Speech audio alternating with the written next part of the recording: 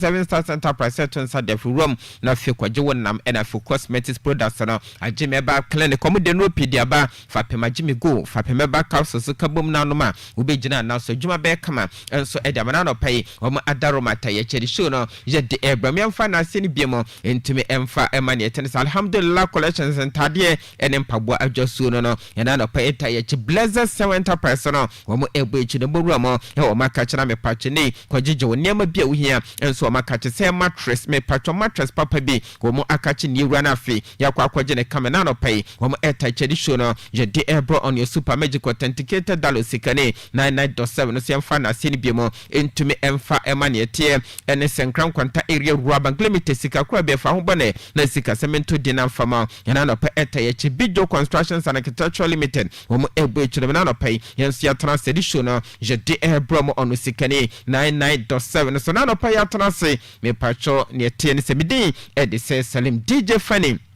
na daroma wono eni de ruamo enso e wo Facebook no so na fi waye bibia kama e di ama na no pa o djuma di no so midi once again say Salimina ne tan se be fin sam na se ne grogro me akwakohwe all the latest development e tedwa the senior national soccer team the Blasters of Ghana e be ruam e wo mo akache currently minimum kaso maba na mo ruam e wo Vienna e mo ntese kan Vienna e ye Austria wo mo capital na ne ho e na the senior national soccer team the Blasters of Ghana wo mo enso abade mo minimum kasei womo eboabo mo gidigidi pa Nyankopon eya adoma channel so it's a Friday on the 27th of May patromachi Ghana yani Australia national team na Asia dia boni ayonkofa kansi ene de pem so gidigidi pa nyasam ketwanwa ye de betu manim se players no bebre na report na ne ka ene sana kakraka no womo ebeka on Thomas Step patenu ani jesem ene so ni team na ekoye training South na crutch ne dem ede ne tie ene se Ransford ye bua connect Dolphin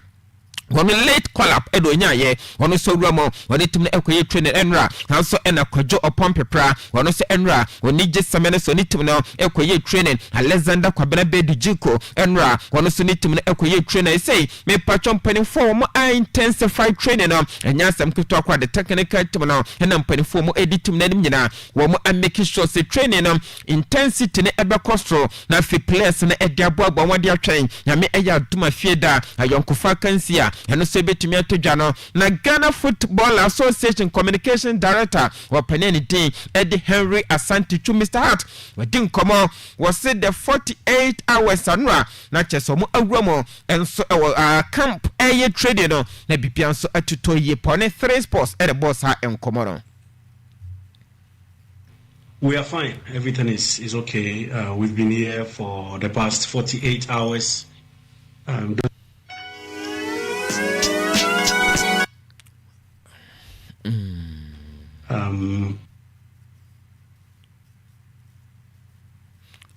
Okay.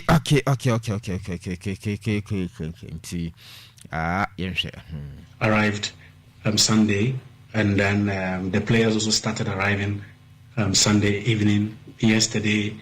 the rest of the players jetted in. So as we speak, we've got 25 players in camp. You remember that 26 players were actually invited by the coach, and then late Sunday through to Monday morning, we received news from Iñaki Williams' team and then Brandon Thomas Asante's Coventry City that they picked up knocks during their respective matches over the weekend. So immediately one of the players who was on standby was drafted in. I'm talking about Ransford Honingsdorfer. Once we went through the process and the club agreed to release him, we got him his ticket and he arrived late last night to join the squad. So far I would say everything is okay. The past 48 hours have been very productive. We've had 2 training sessions. We returned from the second training session about 45 minutes ago. Today we had 25 players training. Unlike yesterday where we had 21 and then the previous day we had 14. So that is it in terms of updates with respect to player arrivals. Thomas Partey came last night. Lawrence Atizigi also arrived last night. Antoine Semenyo arrived yesterday afternoon after his game on Sunday against Arsenal in the League Cup. And then the last the last two players actually to report were Alexander Jiku, who is based in Russia, and then Kojo Pompepra, who is based in France, who plays for Nice. So we have 25 players in camp at the moment, and all of them took part in this afternoon's training. War anti-way Henry Asante to Mr. Hart, ono air communication director at the Ghana Football Association. One 3 sports about common church mo near tennis preparation, but the aqua could do players. No more Maya Niggas and say, one more aqua cutting in or Dimonsem, or the air to January and Central in the Abisan say in Nakulam Satha, when Brandon Thomas Asante na omoko camp one muhuya na so manko was no credit and not omo anko me pacho Austria, or Uncle Namokra, in somebody to Jan. No, they didn't come to Austria. What happens is that once you make the squad public, you have to pray that none of them picks up an injury in their last matches leading to the international break. So we were just unlucky that these two players had to withdraw from the squad because of injuries. For Brandon, he was replaced in the 62nd minute in their game against Swansea City. Iñaki completed the 90 minutes in their game against Real Betis, but the doctors at Athletic Bilbao informed us that he played the last 20 minutes of that game through the pain barrier. So we requested for a proof. They sent us scans to confirm that he had some discomfort in his groin area. The two medical setups, that of his club and then also the medical setup of the Black Stars, exchanged emails here and there. Once we received the confirmation, the information got through to the technical team, and the decision was that they are excused from this camp, so they didn't arrive here at all. War anti-no aya war Henry Asante Chum and Artisanra, one of the Ebom Como and Rechino will be signed say a campaign and a Ransford Yawa connects Dorfa, were first last minute when you quit your Ramo and so our money did the Australia say no cranny say unsa Austria for any Germany for no, or aya or Iron Kufa can see our more Iron Kufa intino, and who ain't here's a crash channel will be here Vesa and Sakrana or Budaketim and the free Germany a room and so Austria Montes. Well, you have to look at trying as much as possible not to break the spine or the core of the team. Yes, we had two players pulling out, but sometimes transport arrangement is also very, very crucial. We are in Europe. It would be better to, and then also you look at the possibility of bringing in players who do not require visas. Luckily, Ransford didn't require a visa to travel to Austria. Again, he was one of the players on standby, so it becomes very easy to look at his skill set and his profile in arriving at a decision. And the technical team decided that we bring in one player instead of two.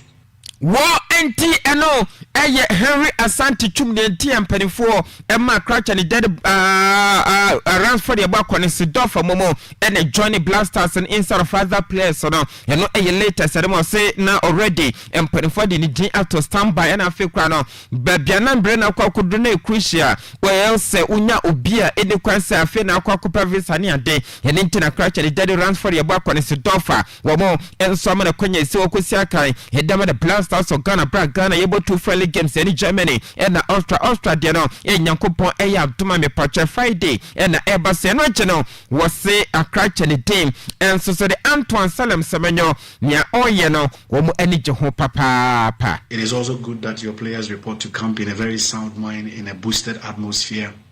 The players have welcomed him. We all congratulated him as soon as he arrived. There was a special session for him during lunchtime yesterday when he arrived, and then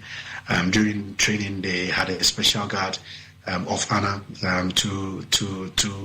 let him know that we appreciate the effort, whatever he's doing at Manchester City. He's had a great time since he moved from Bournemouth. He's become the talk of town. Without a doubt, one of our top players at the moment, and it couldn't have been any better, celebrating him for that feat. Yes, they are still in contention for the Premier League, currently second in the table. So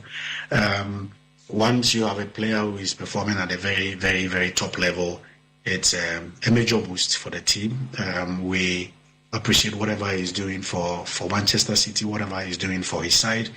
And then also as a federation, we are very, very happy that we made a decision to bring him to Ghana about 4 years ago when not much was known about him when he was playing for Bristol City. He went to the World Cup as a championship player 4 years ago, and within 4 years he's moved from Bristol to Bournemouth and now at Manchester City. That's a major leap, for Antoine, and it couldn't have been any better. War anti-way a communication director at the Ghana Football Association yewa Henry Asante Chuminati said no diaba subosoronko at the Emma Cratcher the dead Antoine Salom Semenyo on the Isakama Manchester City 4 years ago was a Cratcher Modern World Cup on the Cycle Championship with more at the Mabu Kwani dead Bristol City nay or Clambeck a crack or called Johnny Bomb of Timono and Nathan or Johnny Manchester City team said Montimono a Kwanka or Tigan and him and your pennies and Russian so Blasters yenye new players ye initiate into the Blasters or modern yom and yasa nena young coach Marvin Senenya one ye new players say Waba Blasters room yen trying moves room.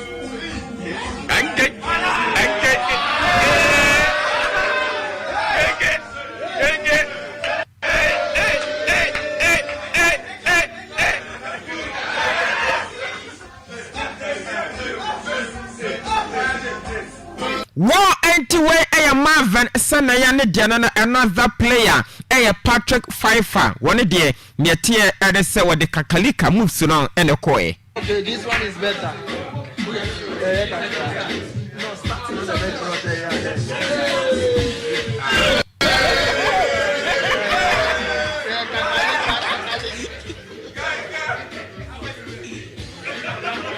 War anti-way a Patrick Pfeiffer on the Saka Edmund Darmstadt 98 Uram and so Germany Bundesliga to national young coach Daniel J. Want to see a new player? I say war bonus Yanshe.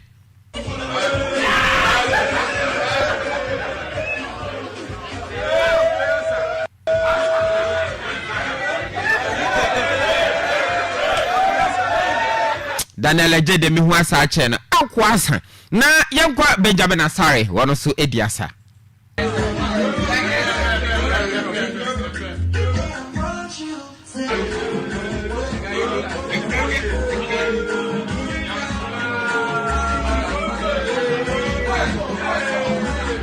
War anti Benjamin Asare Janani Ramu Yankosha acting deputy CEO of Ghana Gaming Commission Lam Tig Apanga wana dinkomo so abo abaya baso esenei abaya ya adwen ese wonfa omani sika enso support ese rom emom kota Blasters ne chose nema abanta dade ya ankoyi no enu kwan ese omo and this aban abomo ebeye samfo so krona yentie wopane ne din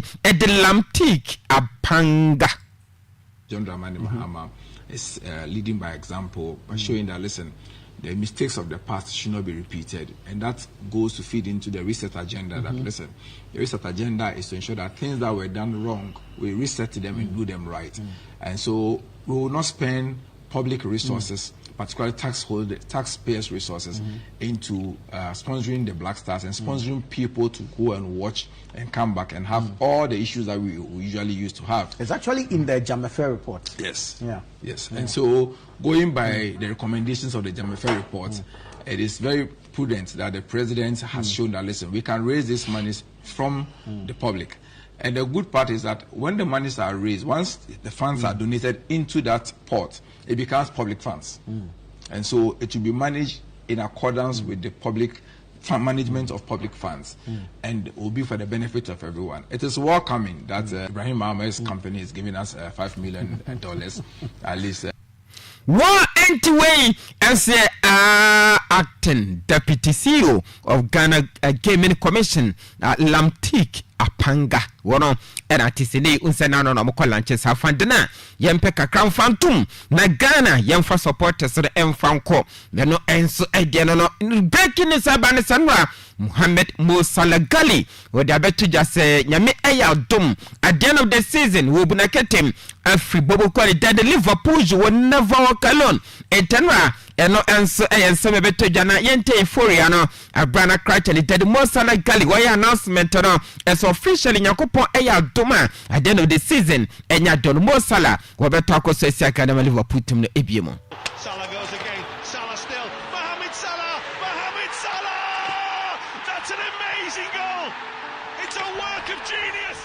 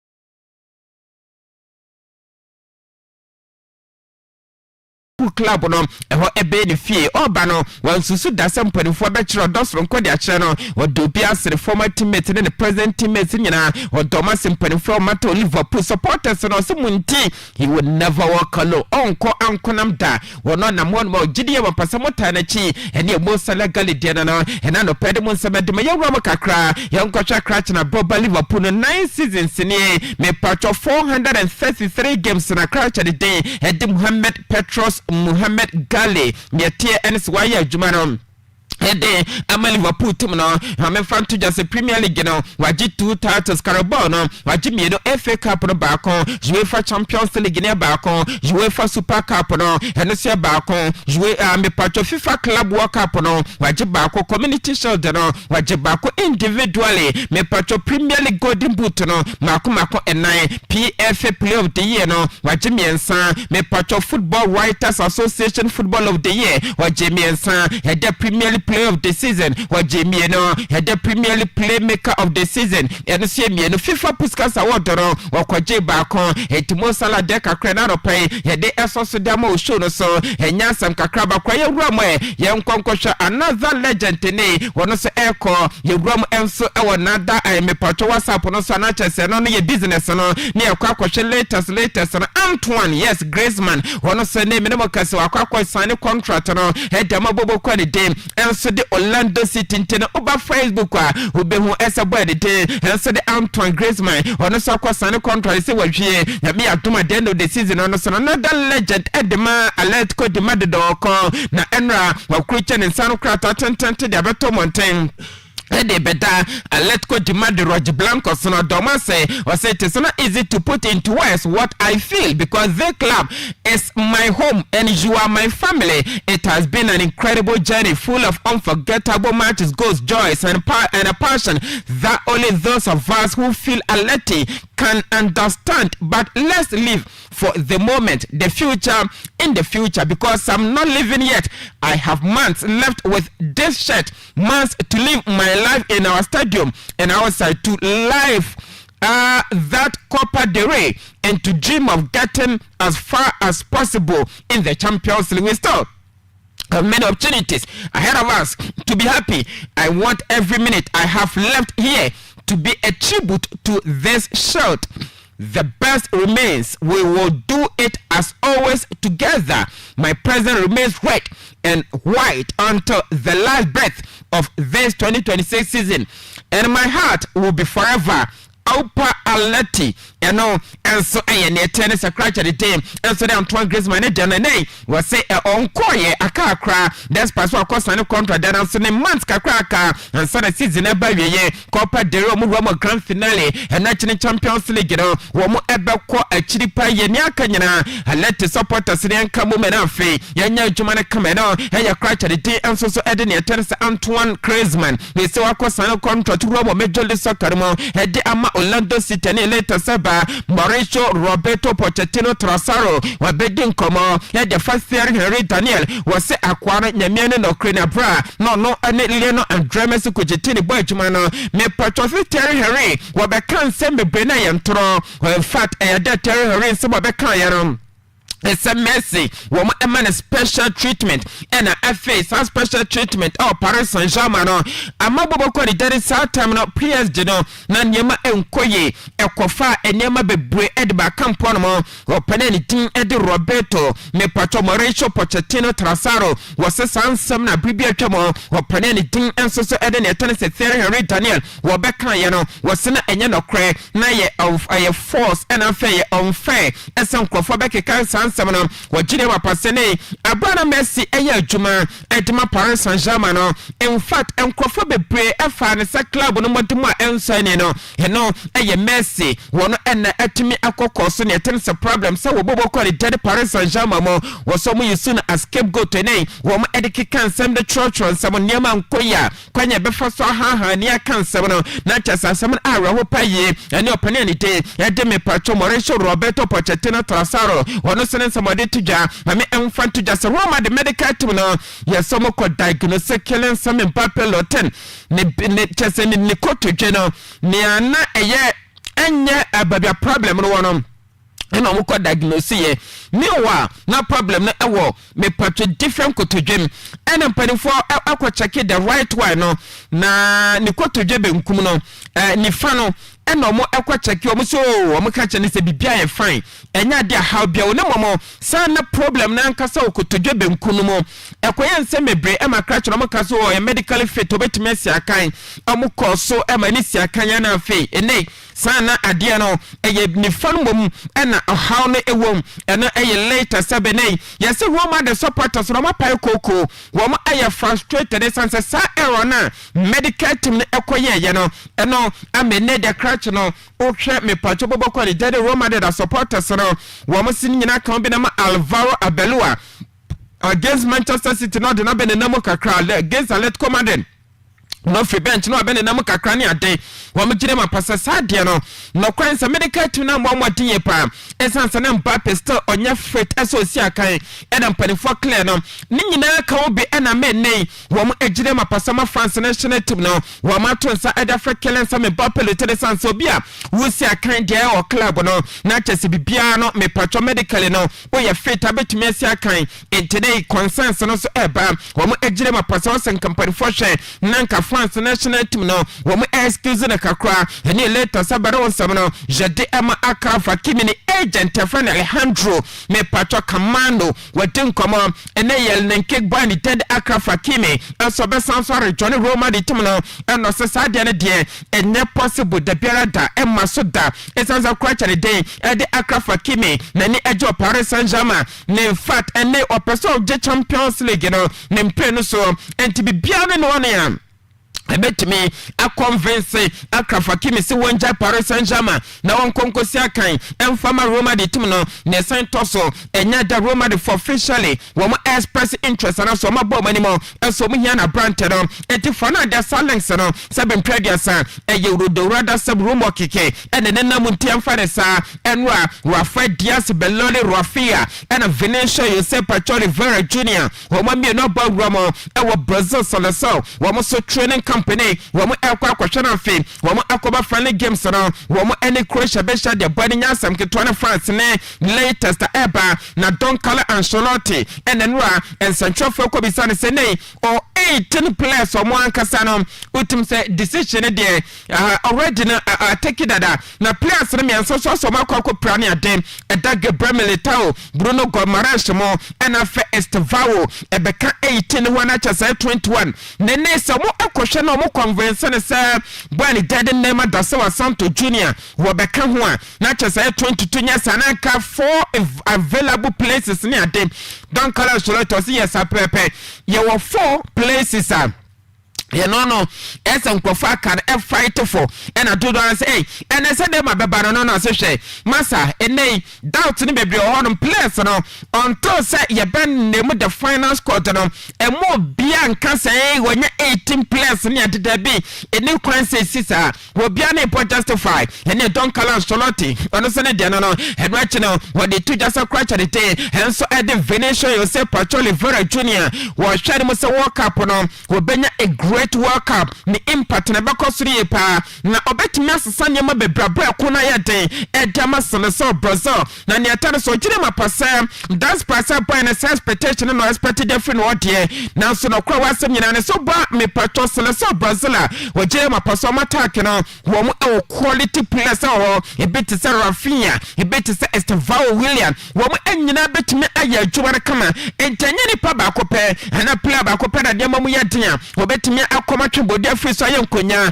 edama so Brazil wo gire mapasa mo strong team ani opani ani tende Don Carlo Ancelotti wono so ne jeno no yakobisane se na akwanya basa kofa any foreign player e man be wa Brazil national team na nka hwan no se Brazil meme nkwa na hwan na nim body champ Brazil ne wo so ne dada bi wo mu ehia any mepacho foreign player Brazil national team no wo mu hia obi sansa Brazil national team no wo mu quality so mu timi asale ene Don Carlo Ancelotti na cheno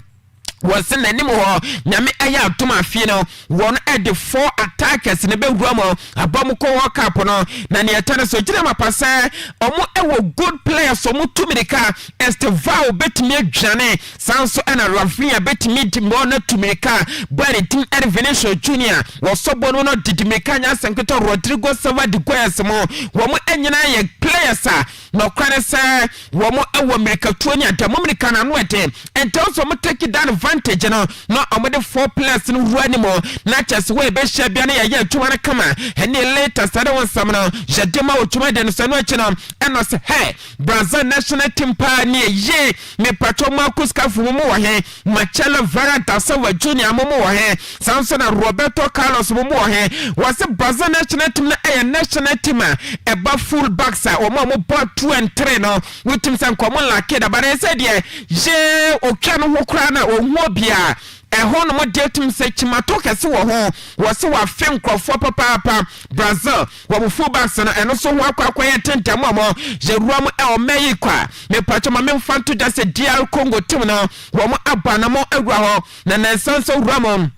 enso meyi kwa na chasa cartel bi omudi nsemuno no na dena ayepin so ho na security wo mo ajire mo pampesa to paye e wo me ni dead meyi komo enti Dr. Congo finance 24/7 uwam e wo tim hotel security na aye tight wo mo e training na security na aye tight o mo mega bakwa no bia nso ne sabe prediasam wo kwa nsemuno akwa ye nyama nsa na fatasha no so ese playoffs no ye no e boss mo nsabana no pai jatema ochum jumaje no sabrana kopantino meyana media pimman samna doso but branding tiri ma memfansi ya wahu na yenye enkwa huma se Mr. Kutaba na yenhwe emeki sure se yana na ebo enkomo gidigidi pa ewo ho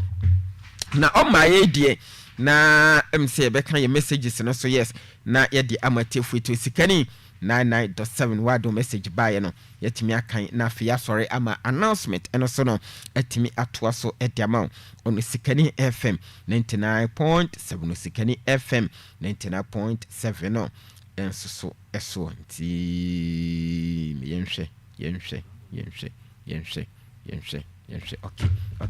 okay that is Mr. Kuto aba hwano sinti yene Mr. Kuto enim komo yes yene Mr. Kuto enim komo na yenhwe ewiemu so sakra no asemi edene. Good morning sir. Good morning Ronald say Yakopa na daroma me ho ye pa me pa chon so yensu adum ye kama fa enwa I so na nya bi basha na na so nya ye de nyamiase ye de nya drachend ayre moteti yensu bubomba danto. Oh okay na de nyami adum ye nya bi o fa de nyamiase okay me da wase menchi a wono edwuma po etiefo nyina obi bi achi anopei ya buje oni enkrankwantan ne obutiafo nyina obi bi achi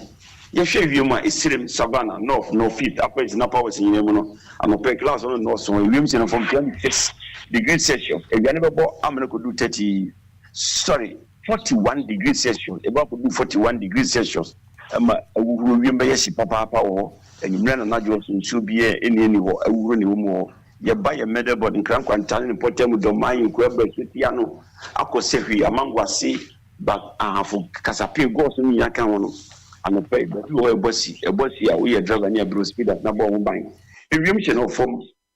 22 degrees Celsius ne we say we never bo amna ko do 35 degrees Celsius me we mai pe bi bo wani wo ban na wo ye adwuma wo mu a enyimre na najo so ne bi yo isolated thunderstorm free e be yi matter to so wo ye potem a na mika se sham usia to na se ne munya bi ne foma ye mra we kuani a ye ntem na dudu wa bro na abro ni pese uju mu ma ju na bibia ye kama ma wa ebe kama pa mani nko dudu live mu ye bam mpoane from so no pay ye bosisi wo ewiem chele from 23 degrees Celsius e bia ne bebo america 34 degrees Celsius ye no so enyimre na najo so no nsu ni be yi mato kakra weni ewiem ensacha Menso me da sipi nyankopon nhira na no pa Mr. Kuto ne ade aba besom yen e wo Sikani 99.7 no eso Dennis Yabua was a